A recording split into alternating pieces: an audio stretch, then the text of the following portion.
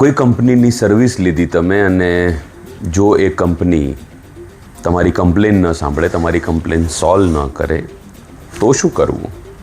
મારી સાથે રિસન્ટલી એક ઇન્સિડન્ટ બન્યો અને કંપની દોડતી આવી એમની ડેફિશિયન્ટ સર્વિસ પૂરી કરવા. ઇટ હેપન્ડ જીઓ ફાઈબર કરીને ઇન્ટરનેટ પ્રોવાઈડર છે. છેલ્લા 2 વર્ષથી હું એનું ઇન્ટરનેટ વાપરું છું, મારી ઓફિસ અને ઘરે. થયું એવું કે દિવાળી પછી મારું ઓફિસનું ઇન્ટરનેટ સડનલી બંધ થઈ ગયું અને મેં કમ્પ્લેન લખાવી. મલ્ટિપલ ટાઈમ એમના એન્જિનિયર્સ આવ્યા પણ એ રિપેર ન થઈ. સો 1-1.5 મહિનો રાહ જોઈ મેં. મારું એપ્રિલ સુધીનું રિચાર્જ હતું એની અંદર. સો મેં કંપનીને રિક્વેસ્ટ કરી કે ભાઈ કાં તો સર્વિસ ચાલુ કરો કાં તો મને એનું રિફંડ આપો. કંપની રિફંડ આપવાની ના પાડી અને સર્વિસ માટે ફરી સર્વિસ એન્જિનિયર મોકલવાનું નાટક ચાલુ રાખ્યું પણ સોલ્યુશન ન આવ્યું. સો કંટાળીને મેં શિફ્ટ કરવાનું નક્કી કર્યું કે હવે આ એડ્રેસથી બીજા મારા ઘરે શિફ્ટ કરી દઉં. મારા ઘરનું જે ઇન્ટરનેટ છે એનો આ મહિનો પૂરો થશે, એને રિચાર્જ નહીં કરાવું, આ ઇન્ટરનેટ ત્યાં શિફ્ટ કરી દો. અને શિફ્ટ માટે અગ્રી થયા. એના માટે એક 1200નું પેમેન્ટ હોય જે મને પાછું મળી જાય. આઈ પેડ દેટ 5 ડિસેમ્બરે.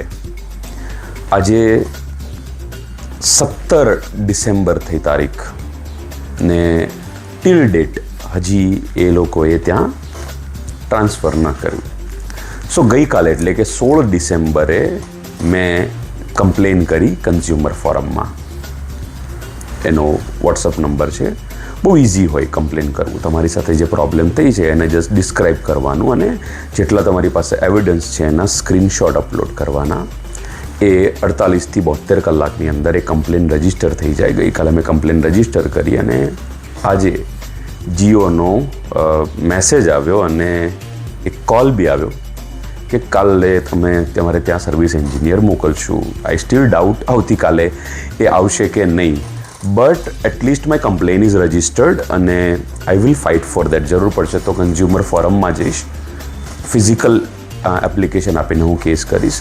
બહુ જરૂરી છે કે થિંગ્સ ઓર સર્વિસ જે આપણે પૈસા લઈને ખરીદીએ છીએ અને જો એ આપણી ધારણા પ્રમાણે ન નીકળે તો એની કમ્પ્લેન કરવાનો બહુ જ ઇઝી રસ્તો છે કન્ઝ્યુમર ફોરમ.